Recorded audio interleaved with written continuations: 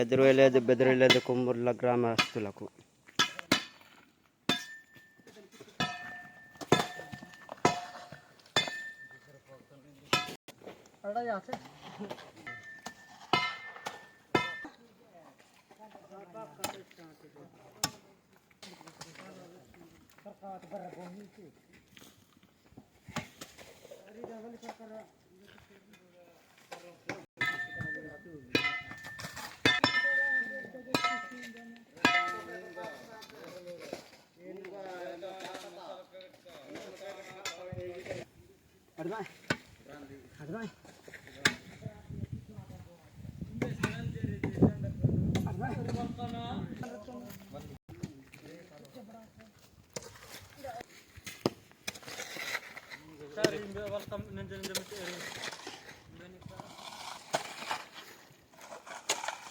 ఎంత మట్టి వేసినా సరే పోతున్న ఈ రోడ్డు చాలా డేంజరమైన రోడ్ అన్నమాట.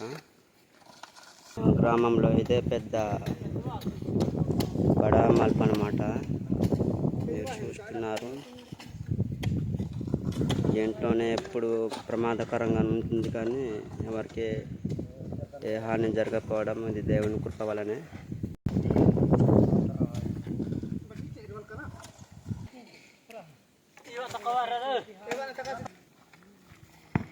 రాజారావు పెద్ద రాయి తీసుకుంటున్నాడు.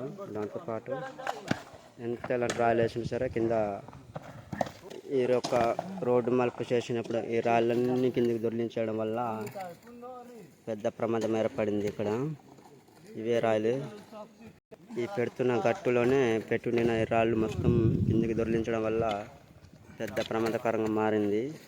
అయినా దేవుని కృప వలన ఎవరికి హాని జరగలేదని అనుకుంటున్నాము. మా గ్రామంలో ఈ మలుపుకి అడ్డంగా ఉన్న పెద్ద బండరాయి ఏదంటే ఇదే.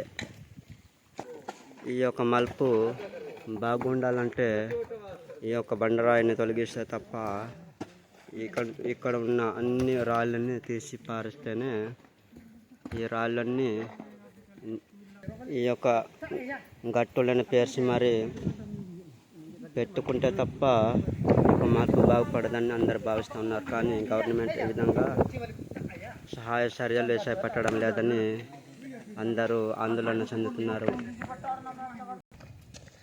ఇప్పుడే జాయిన్ అయ్యారు ఒక ముసలావిడను.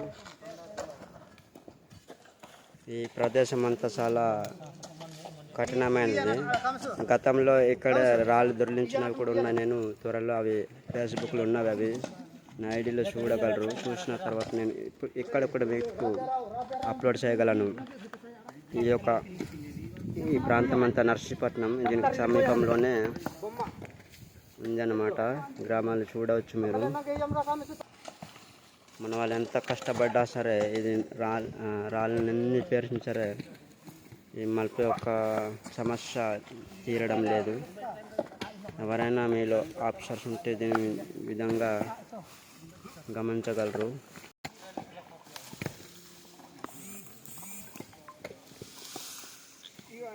ఇక్కడ చేయవలసింది ఒకటే, ఇక్కడ నుంచి కనుక కన్నం దొరచడానికి సాలితే అవతల సైడ్ నుంచి వర్షపు నీరు రావచ్చు అని భావిస్తున్నాం, కానీ